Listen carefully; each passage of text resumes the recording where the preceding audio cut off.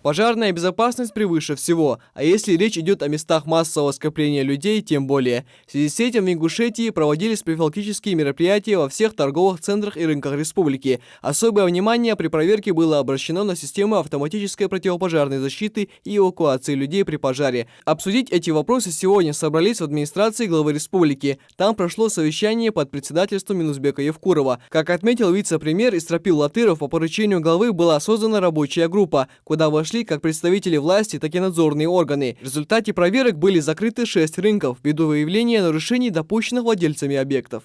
Отсутствует противопожарная сигнализация, нарушение санитарно-эпидемиологического законодательства и санитарных правил, нарушение гигиенических нормативов, невыполнение санитарно-гигиенических и противоэпидемиологических мероприятий, нарушение охранных зон высоковольтных электрических сетей. Рынок, где реализуется живая и битая птица, не оборудован лабораторией ветеринарно-санитарной экспертизы. Все нарушения и замечания выявлены рабочей группой доведены до руководителя рынков для устранения и приведения в соответствие с установленным федеральным законодательством нормам.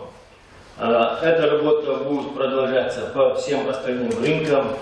Замечания, вышеперечисленные замечания, они однотипные, всем выписывается предписание, и работа в этом направлении продолжается. Безопасность людей превыше всего, подчеркивает Юнусбек Евкуров. Все нормы и правила необходимо соблюдать по законодательству Российской Федерации, отметил глава.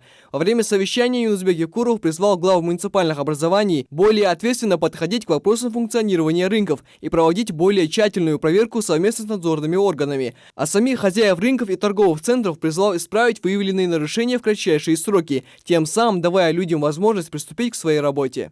Есть ряд поручений главы республики, план, график исполнения, где четко было прописано. Неоднократно главам муниципальных образований это все говорилось. Но, тем не менее, вы упорно продолжаете выдавать разрешения на функционирование рынков, или так называемых рынков. У нас есть ряд постановлений правительства Российской Федерации, законодательных актов, где четко прописано, какие должны быть торговые точки, рынки и так далее.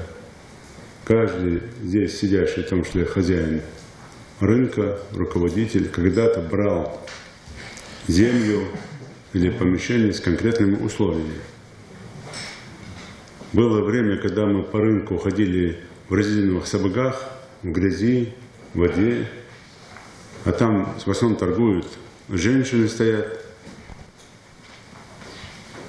Каждый хозяин рынка или торговой точки должен создать условия, как для продавца, так и для покупателя.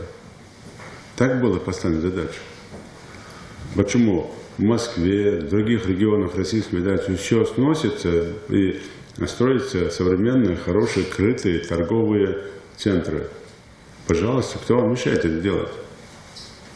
А у нас так, что поставил что-то там, вот этот рынок, ты рынком его назвал, и начинают потом на этом зарабатывать, ничего не вкладывать в развитие этого рынка.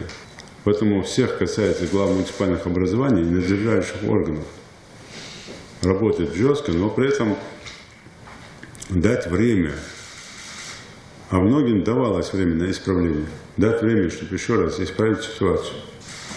Всем директорам рынка представить свои предложения, бизнес-планы, как вы хотите дальше развивать. Что вы там хотите делать. Но я точно знаю одно, что если вы создадите условия, то к вам на рынок будут ходить люди еще больше. А если нет никаких условий, ну а зачем тогда такие рынки, такие торговые точки? Это опять же огромное количество жалоб людей, простых людей, на то, что нет условий. Самих же сколько раз было уже жалобы там и по линии помощи по правам предпринимателей, по линии помощи по правам человека. Жалоб самих торговцев. Цены повышают директора рынка, там, условия не создают, там, аренда по места не такие. И говорят же про другие надзирающие структуры, где уводят от налогов, там, все находится, много находится не по закону. Здесь есть ряд системных ошибок. И основная ошибка, конечно, это то, что очень слабая работа, отвечающая за это и в правительственном блоке, и в целом и надзирающими органами, и главным муниципальных образований. Поэтому давайте мы с вами там не будем там обозначать конкретный срок сейчас, сегодня, даю там неделю или там 2 недели, сколько надо времени, там, потом, товарищ Ватыров, скажете, сколько вам нужно времени, для того, чтобы с директорами рынков все-таки проговорить. И по каждому рынку мне составить дорожную карту, к какому времени устранять там текущие недостатки, чтобы обезопасить людей, и к какому времени там приведут в соответствии с общими требованиями, мировыми там, стандартами, нашими российскими стандартами, ну, современными, чтобы это все было. Пожар, который произошел в прошлом году, потряс всю страну. В торговом центре «Зимняя вишня» в Кемерово тогда в результате пожара погибли десятки людей, большинство из которых были дети. Площадь возгорания составила более 1500 квадратных метров.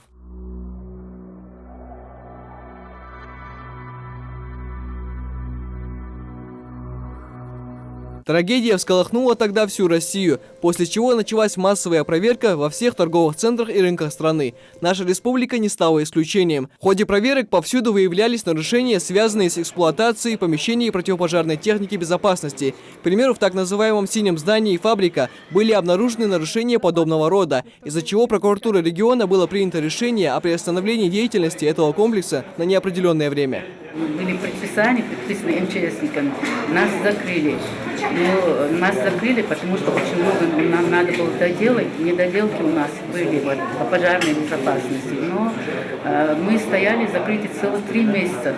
В течение этого периода перед руководством торгового центра стояла задача полностью ликвидировать все нарушения. Особенно это касалось пожарной безопасности на каждом из этажей здания. Главное требование к торговым центрам – это запрет на использование горючих материалов при возведении зданий, а также наличие всех систем пожаротушения. Мы совместно с семьями, подключением разных фирм провели работу по устранению вот этих нарушений. Точнее, если сказать, нами была произведена работа по прокладке, пожаротушения, сигнализации, дымоудаления частично сделано полностью.